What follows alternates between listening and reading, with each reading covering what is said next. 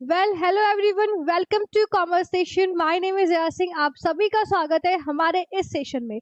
आज हम फिर से लेके आ गए हैं टेस्ट सीरीज पब्लिक फाइनेंस से रिलेटेड, और ये हमारा अप्रोक्स लास्ट सेशन होगा हमारे पब्लिक फाइनेंस का, जिसमें आपका ये सारी एमसीक्यू जो है, सारा एमसीक्यू जो है वो क्या हो जाएगा, कवर हो जाएगा। तो चलिए जल्दी से स्टार्ट करते हैं विदाउट एनी टाइम वेस्टेज। तो क्वेश्चन नंबर 86 है हमारे पास। बेसिकली हमने 85 तक कर लिया था, 86 से देखना है। The execution okay. The executive branch of a government is responsible for implementing and enforcing law.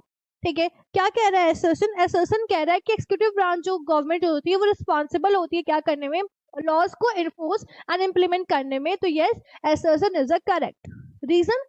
The executive branch consists of the president or prime minister along with a various department and agency that carry out day to day governance. ठीक है, तो जो भी executive branch consist होती है, जो president होते हैं, प्राइम मिनिस्टर्स होते हैं, ठीक है, वो क्या करते हैं, वेरियस डिपार्टमेंट एंड एजेंसीज क्या करते हैं, कैरी आउट करते हैं डे टू डे गवर्नेंस। तो both assertion and reason are true. Explanation क्या है? The executive branch in need handle the execution and enforcement of law. Question number 87. What does a rising trend in indirect tax revenue and a declining trend in indirect tax revenue indicate? Economic recession, economic growth, tax evasion या physical deficit. ठीक है, तो ये कह रहा है कि कौन सा ऐसा ट्रेंड है जो क्या इंडिकेट, जो क्या है, इनडायरेक्ट टैक्स रेवेन्यू, जो क्या करती है, डिक्लाइनिंग ट्रेंड को, डिक्लाइनिंग ट्रेंड इन अ डायरेक्ट टैक्स रेवेन्यू को इंडिकेट करती है। ठीक है, तो इकोनॉमिक रिसेशन या आपका इकोनॉमिक ग्रोथ या टैक्स इवेजन या फिजिकल डेफिसिट। तो बेसिकली हमारा क्या है, इकोनॉमिक रिसेशन एक ऐसा ट्रेंड है जो क्या इंडिकेट करता है, हमारा declining the trend direct tax revenue. ठीक है, तो rising trend indirect tax revenue such as a sell tax, GST, excise duty and declining trend direct tax revenue such as income tax and often indicate economic recession। जो भी economics में recession हो रहा है वो क्या शो कर रहा है कि जब भी हमारा क्या होता है, इनडायरेक्ट टैक्स रेवेन्यू जब राइज होता है तो किसके वजह से, सेल टैक्स के वजह से, जीएसटी एक्साइज ड्यूटी के वजह से, और वही जब डिक्लाइनिंग ट्रेंड होता है because of direct tax revenue के वजह से, इनकम टैक्स के वजह से। ठीक है, question number 88. If a central government revenue from a non tax sources, जो भी सेंट्रल गवर्नमेंट है उसका जो रेवेन्यू होता है वो नॉन टैक्स सोर्सेस है, इज अ कंसिस्टेंटली इंक्रीजिंग, वो क्या हो रहा है, कंसिस्टेंटली इंक्रीज हो रहा है। What could be possible influence? ठीक है, तो क्या हो सकता है इसमें से, improve tax compliance, reduce inflation, privatisation of public asset या डिक्रीज गवर्नमेंट स्पेंडिंग। ठीक है, तो correct option is a C, privatisation of public asset. ठीक है, तो अभी क्यों हुआ privatisation of public asset? Because of revenue from non tax sources. Revenue जो है वो कहाँ से आ रही है, नॉन टैक्स सोर्सेज से आ रही है, लाइक डिस इन्वेस्टमेंट। जब भी डिस इन्वेस्टमेंट होता है, ठीक है, जब भी पब्लिक कंपनी होती है, क्या होती है, पब्लिक क्या होता है, खत्म होता है, यहाँ पे प्राइवेटाइजेशन हमारा स्टार्ट हो जाता है। Public asset increase when the government sell the share asset. ठीक है, यहाँ पे गवर्नमेंट क्या कर रही है, अपने शेयर को सेल कर रही है। ठीक, तो वो क्या होता है, आपका नॉन टैक्स रेवेन्यू सोर्सेस होता है। एंड क्वेश्चन नंबर 89 है हमारे पास, a significant portions of the central government revenue coming from a corporate tax signifies. ठीक है, तो यहाँ पे इस ऑप्शन में से कौन सा करेक्ट होगा कि सेंट्रल गवर्नमेंट की रेवेन्यू क्या हो रही है, coming from a corporate tax, कहाँ से आ रही है, कॉर्पोरेट टैक्स से आ रही है। ठीक है, तो क्यों, क्योंकि अनएम्प्लॉयमेंट हायर है, बिकॉज ऑफ क्यों, क्योंकि रॉबस्ट ऑफ कॉर्पोरेट सेक्टर है, या डिक्लाइनिंग फॉरेन इन्वेस्टमेंट है, या डिक्रीज ट्रेड डेफिसिट है। ठीक, तो यहाँ पे सेंट्रल गवर्नमेंट रेवेन्यू पैसा कहाँ से आ रहा है, कॉर्पोरेट टैक्स से आ रहा है। तो कॉर्पोरेट टैक्स से आ रहा है, तो बेसिकली हायर अनएम्प्लॉयमेंट रेट की वजह से नहीं, रॉबस्ट मतलब मजबूत, स्ट्रांग है हमारा क्या, कॉर्पोरेट सेक्टर। ठीक है, तभी तो यहाँ से क्या आ रहा है, रेवेन्यू जनरेट हो रही है। तो yes, is correct option is the B. ठीक है, तो एक्सप्लेनेशन क्या है, a significant portion revenue from corporate tax indicate a strong corporate sector and healthy business activity, generally contribute to economic growth and job creation. Question number 90. In the context of revenue analysis, what does the term windfall gain refers to? ठीक है, इसमें से कौन सा term है जो windfall gain को define कर रहा है? Unexpected tax hike, sudden loss of revenue या अनएक्सपेक्टेड इंक्रीज इन रेवेन्यू या decline in a government expenditure. The correct option is unexpected increase in revenue. Windfall gain का मतलब ही क्या होता है कि अचानक से आपको क्या हो जाए, गेन हो जाए, ठीक है, तो वो हमारा क्या होता है, विंडफॉल गेन।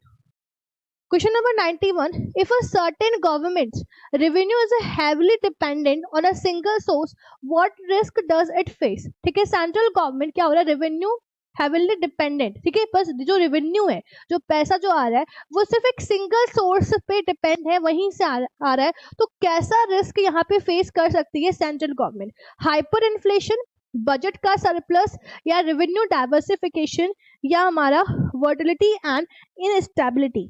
ठीक है, तो is correct, volatility and instability depend क्या कर सकती है, फेस कर सकती है। रेवेन्यू डाइवर्सिफिकेशन नहीं होगा, ठीक है, क्योंकि वो डाइवर्सिफाई की बात कर रहे हैं कि वो इधर उधर और भी मतलब सोर्सेस लाए, ठीक। तो budget surplus no, hyperinflation is also no, ठीक है। Question number 92. Why might a consistent increase in revenue from excise duty be concerning?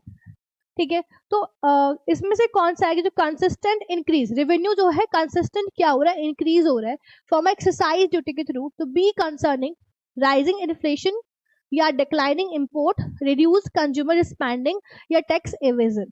ठीक है, तो इसका correct option what, reduce consumer spending. जो कंज्यूमर की स्पेंडिंग है वो क्या हो गई है, रिड्यूस हो गई है, जिसकी वजह से क्या हो रहा है, कंसिस्टेंट रेवेन्यू क्या हो रहा है, इंक्रीज हो रहा है from the exercise duty. Next, 93. What is the primary implication of central government relying heavily on non-renewable sources, royalties for revenue? ठीक है, तो प्राइमरी इम्प्लीकेशन क्या है सेंट्रल गवर्नमेंट का, and heavily non renewable resources for royalty for revenue. ठीक है, sustainable revenue sources, long term revenue stability, vulnerability to resources depletion, या decrease physical deficit.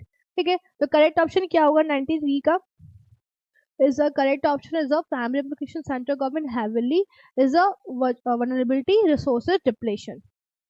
Question number 94. If a central government revenue from a foreign aid consistently declining, ठीक है, तो भी central government के revenue है from foreign add वो क्या हो रहा है, कंसिस्टेंटली डिक्लाइन हो रहा है, व्हाट कुड दिस इंडिकेट, वो क्या इंडिकेट कर रहा है कि इम्प्रूव डिप्लोमेटिक रिलेशन, या इकोनॉमिक सेल्फ सफिशिएंसी, या सी इंक्रीज फॉरेन इन्वेस्टमेंट, या हायर बजट डेफिसिट। तो हम एक्सप्लेनेशन देख लेते हैं एक बार।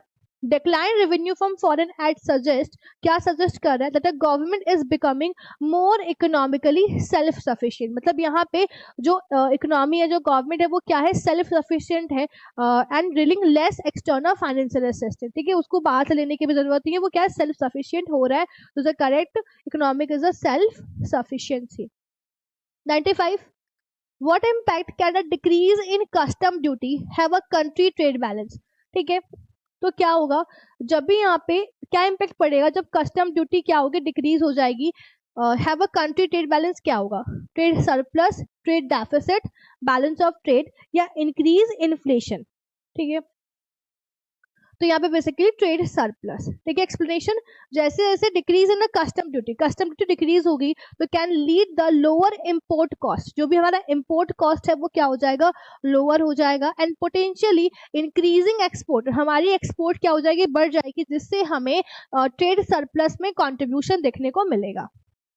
Question number 96. If a central government revenue from a personal income, ठीक है, central government revenue from a personal income tax consistently growing, what could this signifies? ठीक है, तो सेंट्रल गवर्नमेंट रेवेन्यू क्या है, पर्सनल इनकम टैक्स जो है consistently क्या हो रहा है, ग्रो हो रहा है, तो वो क्या शो कर रहा है, ठीक है, सेंट्रल गवर्नमेंट की जो रेवेन्यू है वो पर्सनल इनकम टैक्स के वजह से कंसिस्टेंटली ग्रो कर रही है, तो इसका क्या हो सकता है, सिग्निफाइज, जैसे एम्प्लॉयमेंट रेट डिक्रीज हो जाए, shift to award indirect tax हो जाए, या एक्सपैंडिंग मिडिल क्लास, या डिक्लाइनिंग गवर्नमेंट स्पेंडिंग। ठीक है, तो क्या होना चाहिए इसका आंसर, तो इसका आंसर करेक्ट क्या हो जाएगा, एक्सपैंडिंग मिडिल क्लास। ठीक है, क्यों, increase the revenue from personal income tax. ठीक है, और यहाँ पे क्या हो रहा है, रेवेन्यू इंक्रीज हो रहा है पर्सनल इनकम टैक्स से, तो इंडिकेट कर रहा है कि यहाँ पे मिडिल क्लास जो हो रहा है वो क्या हो रहा है, ग्रो हो रहा है, हायर डिस्पोजेबल इनकम हो रही है, लीडिंग टू हायर टैक्स, इसकी वजह से हायर टैक्स कॉन्ट्रीब्यूट कर रहे हैं from a individual. Okay, question number 97 sorry.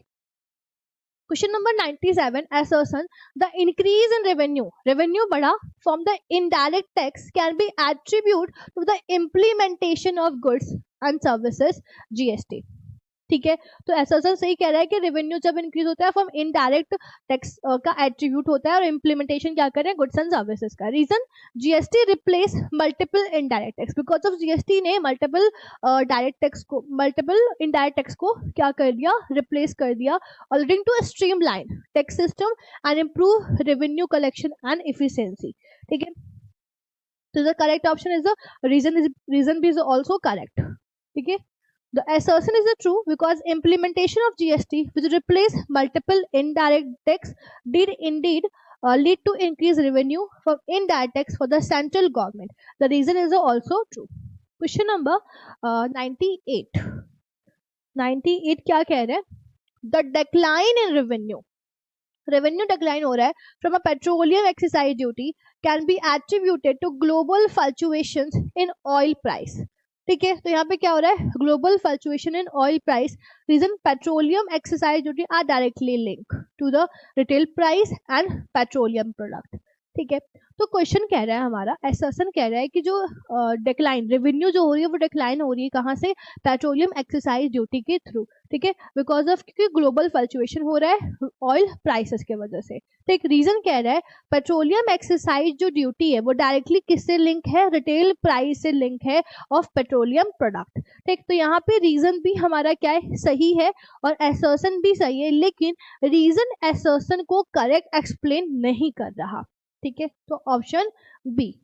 तो the assertion is a true because global fluctuation हो रहा है ऑयल प्राइसेस में, do indeed have an impact on the revenue generated from petroleum excise duty for the central government. What is the national debt? Question number 99. Money owed by an individual to government, money owed by the business to the government, money owed by the government to individual and institution, and money owed the government or foreign countries. तो basically national date क्या होता है, जब भी हमारी क्या करती है गवर्नमेंट, क्या करती है गवर्नमेंट क्या लेती है, इंडिविजुअल एंड इंस्टीट्यूशन से पैसा लेती है, तो उसको हम क्या बोल देते हैं, नेशनल डेट बोल देते हैं. तो correct option is the option C. Question number 100, what is the sovereign bond. ठीक है, bond issue by a corporation, या bond issue by state government, या bond issue by international organisations, या bond issue by national government. ठीक है, क्या होगा इसका करेक्ट आंसर, तो bond issue by national government. And sovereign bond the type of bond issue by national government raise fund. तो ये एक ऐसा बॉन्ड है जहां पे गवर्नमेंट क्या करती है, इश्यू करती है, किस लिए, क्योंकि वो फंड को रेज कर सके. ठीक है, question number 101, what is the debt to GDP ratio use for. ठीक है, हम किस तरीके से यहाँ पे डेट टू जीडीपी रेशियो को यूज करते हैं, measuring the country inflation rate करने के लिए, या comparing a country government debt to economic output के लिए, या calculating the total government expenditure, या असेसिंग कंट्री ट्रेड बैलेंसेस. ठीक है, किस चीज के लिए करते हैं, तो basically I think comparing a country government debt to economic output. ठीक है, हम क्या कर सके, कंपेयर कर सके कंट्री गवर्नमेंट की डेट और इकोनॉमी की आउटपुट. ठीक है, the debt to GDP ratio measure the compare country total government debt, ठीक है, and gross domestic product. Ratio measure the compare a country total government debt, comparing country government debt and gross domestic product.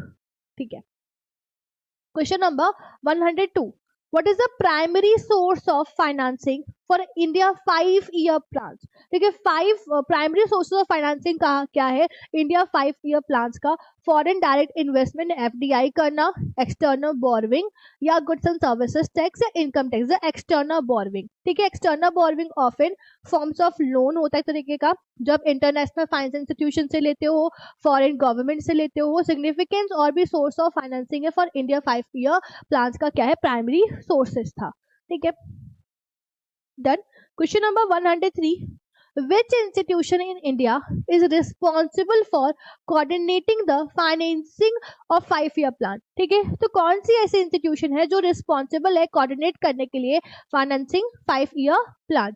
Reserve bank of India, planning commission, security and ministry of finance. तो आपको सबको पता है कि यहाँ पे क्या आ गया था, हमारा प्लानिंग कमीशन आ गया था, और प्लानिंग कमीशन को रिप्लेस करके अभी क्या है, नीति आयोग है। तो planning commission of India, now replaced by NITI Aayog, was responsible for the coordinating and overseas the financing 5 year plan. Question number 104, during which 5 year plan period did India witness a shift toward more reliance on domestic sources of financing? तो 5 year plan period के बीच में कौन सा ऐसा witness of shift toward है जो मोर रिलायंस है domestic resources for financing? तो फर्स्ट 5 year प्लान में, थर्ड 5 year प्लान, सेवेंथ या 10th। तो आपको ये सारे प्लान पता होना चाहिए, तो ही आप इससे रिलेटेड क्वेश्चन कर सकते हो। ठीक है, तो क्या होगा इसका? तो बेसिकली 7th year प्लान जो हमारा 1985 से 1990 तक था, वो क्या बताता था? वो शिफ्ट टुवर्ड ग्रेटर रिलायंस, ठीक है, domestic resources and financial development project. मतलब कि आपको क्या होना चाहिए? ग्रेटर रिलायंस अपने ऊपर डिपेंडेंट होना चाहिए, ठीक है, चाहे वो डोमेस्टिक रिसोर्सेज हो, चाहे वो फाइनेंशियल डेवलपमेंट प्रोजेक्ट हो। ठीक है, ये 7th 5 year प्लान आपको क्या करता है? इंडिकेट करता है या बताता है, विटनेस है। ठीक है, question number 105, which revenue sources contribute the most of the financing India 5 year plan? ठीक है, तो इसमें से कौन सा ऐसा रेवेन्यू सोर्सेस है जो ज्यादा कंट्रीब्यूट किया है, कौन सा कब? 5 year प्लान में। Corporate tax, custom duty, excise duty या personal income tax?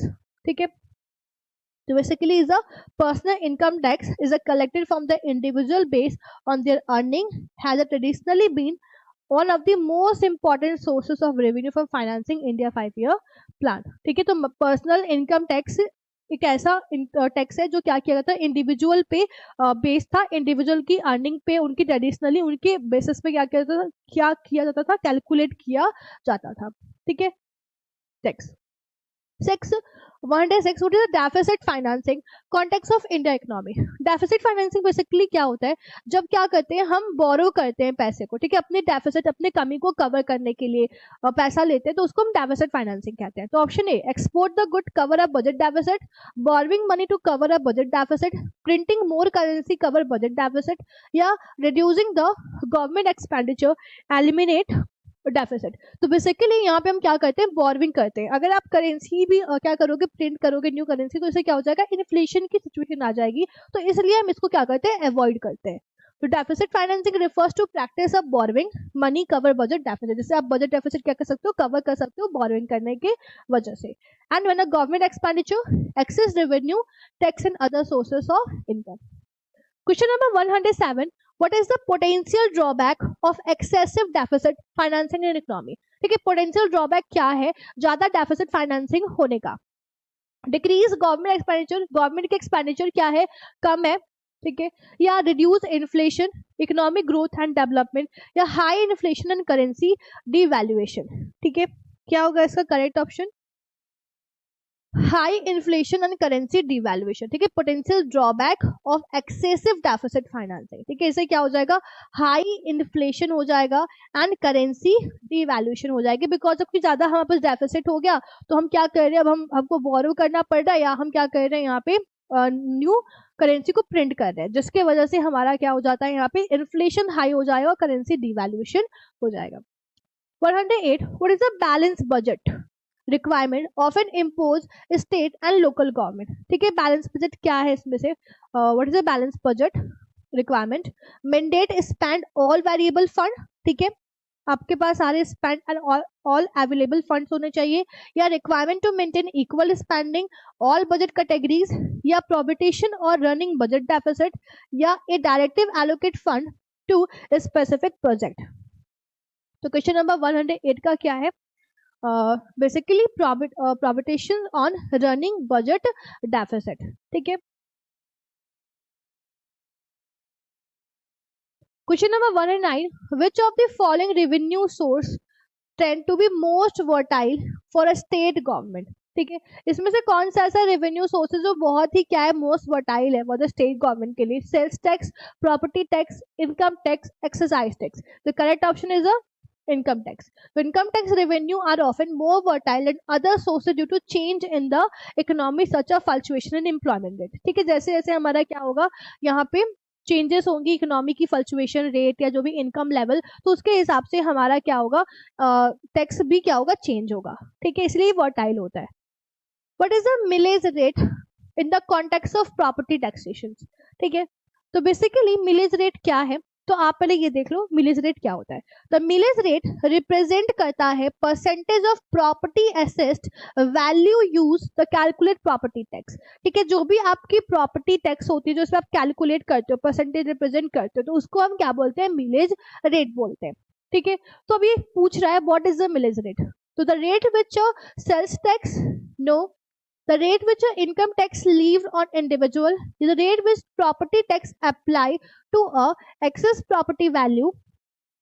Yeah, the rate at which corporate tax are excess on a business. The correct option is what? Is a property tax applied to a excess property values.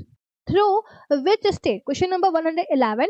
Which state and local government borrow money to finance infrastructure project? ठीक है, तो इसमें से कौन सी which state and local government क्या करती है, बोरो करती है for the finance infrastructure project के लिए? Sales tax, property tax, income tax, municipal bond. ठीक है, तो बेसिकली क्या होगा इसका answer is a municipal bond. Municipal bond are a debt security. क्या है, एक डेट सिक्योरिटी है जो इशू किया जाता है स्टेट एंड लोकल गवर्नमेंट के द्वारा फंड को रेज करने के लिए, पब्लिक प्रोजेक्ट बनाने के लिए, building, road, school and utilities को. तो ये हमारा म्युनिसिपल बॉन्ड क्या होता है, हमारा यहाँ पे आंसर हो जाएगा debt securities. Question number 112. How does the tax base, ठीक है, टैक्स बेस क्या है, relate to the state and local finance. ठीक है, it refers to the highest tax rate applied to any individual or business. Option B, it represent the total revenue generated by all tax combined. The option C, the total amount of money in government treasury. Yeah, it encompasses the range of economic activities, properties subject to taxation. ठीक है, तो क्या होगा इसका tax base, how does the tax base? तो इसका correct option होगा आपका it encompasses the range of economic activities and property subject to a taxation. Question number 113. State government often rely on sale tax a significant source of revenue. ठीक है, state government जो भी sale tax लेती है वो क्या है, significant source of revenue है. ठीक है, is a correct. And sale tax generally considered करता है regressive, impacting low income individual more than high income individual को. ठीक है, तो ये भी सही कह रहे हैं. The explanation, assertion, this is a true. Many state government really sell tax as a significant source of the revenue because the sell tax are relatively easy to collect. ठीक है, तो sales tax क्या होता है, relatively easy होता है collect करना and generate a subsistence true and this is also true. ठीक है. Question number 114. Local government often use property tax to fund public service such as school, police and infrastructure. ठीक है, तो local government often क्या करती है, use करती है property tax fund public service such as school, police and infrastructure. ठीक है, तो यस हमारा यहाँ पे क्या है, असर्शन सही है. ठीक है, and reason, property tax are base assessed value real estate property own by individual और बिजनेस. ठीक है, रीजन भी हमारा क्या है, सही है. तो अब रीड कर लेना, आपको असर्शन रीजन यहाँ पे क्या है, दोनों ही हमारा क्या है, सही है. ठीक है, अब क्यों सही है ये भी देख लेते हैं. बिकॉज ऑफ लोकल गवर्नमेंट जो क्या है वो प्रॉपर्टी टैक्स एज अ की सोर्स ऑफ रेवेन्यू है उसका and fund various public service. यहाँ पे बहुत सारे क्या है, फंड है पब्लिक सर्विसेज का and infrastructure project and reason this is a true. 115 हमारे पास क्या है, inter government grant play a vital role. ठीक है, in the physical relationship between the federal and government and state government. ठीक है, तो यहाँ पे क्या कह रहा है कि जो इंटर गवर्नमेंट ग्रांट है वो क्या कर रहा है, इन नीड इंपॉर्टेंट कंपोनेंट्स हैं of the physical relationship between the federal government and state government. ठीक है, तो यहाँ पे क्या है, रिलेशनशिप है, तो इसका correct answer inter government grant are given by state government. जो इंटर गवर्नमेंट है वो क्या ग्रांट करता है, given by state government to local government to support their budget deficit. ठीक है, तो रीजन हमारा क्या हो जाएगा, करेक्ट हो जाएगा, is the correct option, sorry false हो जाएगा, तो correct option is true, reason is a false. ठीक है, तो ऐसा रीजन इतना वो हार्ड नहीं है, आप बेसिकली देख लोगे तो आपको समझ में आ जाएगा अगर आपने पब्लिक फाइनेंस पढ़ा है तो। ठीक है, question number 116, which of the following is a capital receipt. इसमें से कौन सा जो फॉलोइंग है जो कैपिटल रिसिप्ट इंडिकेट करता है, income tax, interest on government loans, sales of government land या कस्टम ड्यूटी। उसके लिए आपको कैपिटल रिसिप्ट का मतलब पता होना चाहिए। ठीक है, कैपिटल रिसिप्ट होता क्या है, तो बेसिकली आप दो चीजें यहाँ पे याद रखोगे। आपका कैपिटल रिसिप्ट जो है वो लायबिलिटी को इंक्रीज करता है, ठीक, और एसेट को डिक्रीज करता है। ठीक है, आपको इतना याद रखना है कि कैपिटल रिसिप्ट हमारा क्या होता है, जब आपकी लायबिलिटी इंक्रीज होती है और आपका एसेट डिक्रीज होता है। ठीक है, तो यहाँ पे ऐसा कौन सा चीज है जिससे लायबिलिटी बढ़ रही है, एसेट घट रहा है, तो इनकम टैक्स, तो नो, इनकम टैक्स से हमारा यहाँ पे कोई भी लायबिलिटी नहीं बढ़ रही है। ठीक है, और बी, इंटरेस्ट गवर्नमेंट लोन। ठीक है, क्या हो रहा है, गवर्नमेंट लोन जो भी है उसका इंटरेस्ट मिल रहा है, तो ये भी नहीं होगा, इससे भी हमारी कोई लायबिलिटी और एसेट पे नहीं इम्पैक्ट आ रहा है। दोनों में से एक चीज तो होना ही चाहिए। सेल ऑफ गवर्नमेंट लैंड, ठीक है, गवर्नमेंट की जो है लैंड बिक रही है, ठीक, तो बिक रही है तो क्या एसेट कम हो रहा है इससे, बिल्कुल, तो करेक्ट ऑप्शन हमारा सी हो जाएगा। ठीक है, capital receipt are those and either create liability, lead to reduction asset, sell of government land result the reduction of the asset। Question number 117 है हमारे पास, which of the following is considered non plan expenditure. ठीक है, इसमें से कौन सा जो है जो नॉन प्लान एक्सपेंडिचर है, rural development, national highway construction, educational development या स्वच्छ भारत अभियान। ठीक है, तो बेसिकली हमारा नॉन प्लान एक्सपेंडिचर क्या हो जाएगा, स्वच्छ भारत अभियान। ठीक है, question number 118, under which head of revenue does a goods and service tax GST fall in India, corporation tax, service tax, union exercise duty या सेंट्रल सेल टैक्स। ठीक है, तो ये किसके अंदर आता है हमारा, तो basically is a corporation tax. ठीक है, तो explanation, goods and service tax GST fall under the head of revenue.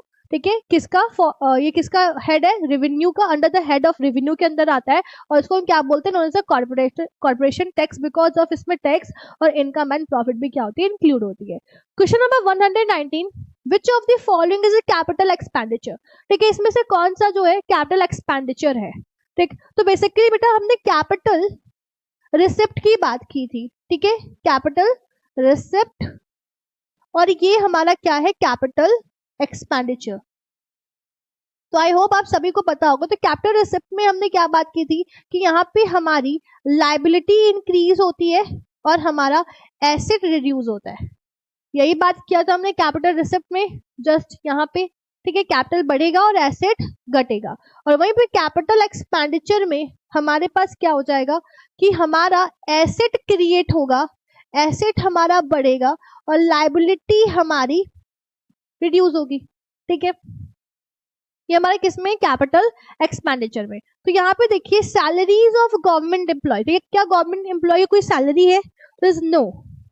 ठीक, यहाँ पे कुछ भी इम्पैक्ट नहीं पड़ रहा है कैपिटल एक्सपेंडिचर में। Increase interest payment loan, no. Purchase machinery, लेकिन मशीनरी परचेज करने से हमारा एसेट बढ़ रहा है, तो करेक्ट ऑप्शन क्या हो जाएगा, ऑप्शन सी। क्वेश्चन नंबर 120 हमारे पास, which of the following is a voluntary sources of revenue to the government. Voluntary sources क्या है, income tax, custom duty, central exercise या डोनेशन। तो correct option is donation. Donation एक तरह का gift होता है जो गवर्नमेंट क्या कहती है, रिसीव करती है इंडिविजुअल से या ऑर्गेनाइजेशन से या फॉरेन गवर्नमेंट से, considered voluntary source of revenue. Question number 21, which of the following example of plan expenditure. इसमें से प्लान एक्सपेंडिचर कौन सा है, interest payment, defence expenditure, subsidies, mid-day meal scheme. So basically plan expenditure refers to government spending that allocated for a specific development plan project such a mid-day meal scheme. Question number 122, which of the following is a non tax revenue source of the government. ठीक है, इसमें से कौन सा form है following है जो non tax revenue source of government को इंडिकेट कर रहा है? GST, income tax, dividend, public sector undertaking या कस्टम ड्यूटी। ठीक है, तो the correct option is a word, क्या हो जाएगा हमारा? तो ये हमारा जाएगा ऑप्शन सी। तो non tax revenue source of the government include item like a dividend, public sector and undertaking. ठीक है, PSU, interest receive, fees of the government service. ठीक है, नॉन टैक्स रेवेन्यू है।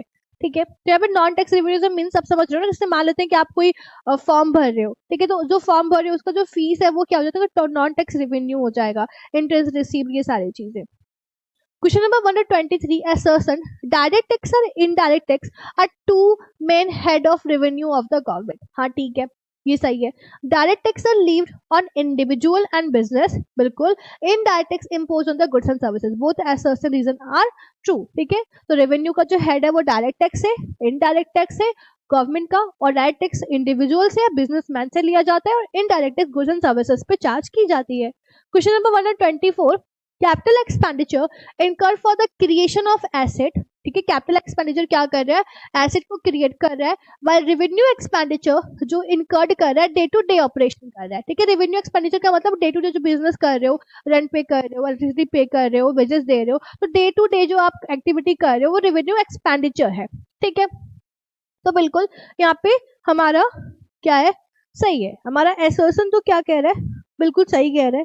ठीक है, क्वेश्चन नंबर रीजन क्या है, कैपिटल एक्सपेंडिचर जो है डायरेक्टली कंट्रीब्यूट है और इंक्रीजिंग द अर्निंग कैपेसिटी बढ़ाता है और वैल्यू ऑफ एसेट। ठीक है, जब भी एसेट आप खरीद रहे हो उसकी वैल्यू बढ़ रही है, एसेट आप परचेस कर रहे हो, तो वो कैपिटल क्या हो जाता है, expenditure. Where revenue expenditure does not lead a substantial increase in asset value। ठीक है, और रेवेन्यू एक्सपेंडिचर से कोई भी एसेट वैल्यू बढ़ती नहीं है, तो both assertion and reason are true। ठीक है, explanation, capital expenditure refers to expenses incurred acquiring improving asset that are expected provide benefit over multiple accounting period। 25, physical deficit excess to total expenditure. ठीक है, physical deficit क्या दिखा रहा है कि excess of total expenditure over total revenue excluding borrowing. ठीक है, in physical year, बिल्कुल यही हमारा फॉर्मूला होता है फिजिकल डेफिसिट का, सही कह रहे हैं। ठीक है, एंड रीजन, क्योंकि फिजिकल डेफिसिट इंडिकेट करता है extent which the government dependent on borrowing meet to it expenditure. मतलब क्यों, क्योंकि गवर्नमेंट क्या करना चाहती है, अपने बोरोइंग, अपने एक्सपेंडिचर को मीट करना चाहती है, इसलिए वो क्या कर रही है, बोरोइंग कर रही है। ठीक है, तो हमारा यहाँ पे option A is a correct. तो फिजिकल डेफिसिट एक डिफरेंस है बिटवीन टोटल एक्सपेंडिचर के बीच में, टी के बीच में एंड टी आर के बीच में, और आप एक्सक्लूड कर दोगे बोरोइंग को of the government in a physical year. ठीक है, तो ये हमारा था क्वेश्चन नंबर 125, और ये हमारा सेशन खत्म होता है, और इस सेशन के साथ हमारा पब्लिक फाइनेंस का भी क्वेश्चन क्या हो जाता है, कंप्लीट हो जाता है। ठीक है, अगर आपको किसी क्वेश्चन में लगता है कि कोई डाउट या क्वेरी है, ठीक है, तो आप मुझे कमेंट कर दीजिएगा। ठीक है, और अगर कोई मिस्टेक भी लगता हो आपको तो आप मुझे कम से कम बताइएगा, मैं आपको उस पर क्या कर दूंगी, एक्सप्लेन कर दूंगी। ठीक है, तो चलिए आज के सेशन में इतना ही, अब मिलते हैं नेक्स्ट सेशन में और भी नए क्वेश्चन को लेके, और तब तक के लिए अच्छे से ना एमसीक्यू की प्रैक्टिस करो। ठीक है, बहुत जरूरी है, और अब टाइम ना बहुत कम है। ठीक है, आपके पास लिमिटेड टाइम है, आप जितना ही एमसीक्यू प्रैक्टिस करोगे आपके लिए उतना ही बेनिफिशियल है, और अभी भी टाइम है, आप सीरीज को परचेस कर सकते हो हमारे, जिससे आपको प्रैक्टिस हो जाए, या पीवाईक्यूज या ज्यादा एमसीक्यू आप लगाओ। ठीक है, चलो ठीक है, तब तक के लिए टेक केयर और बाय बाय, पढ़ते रहो और हंसते रहो।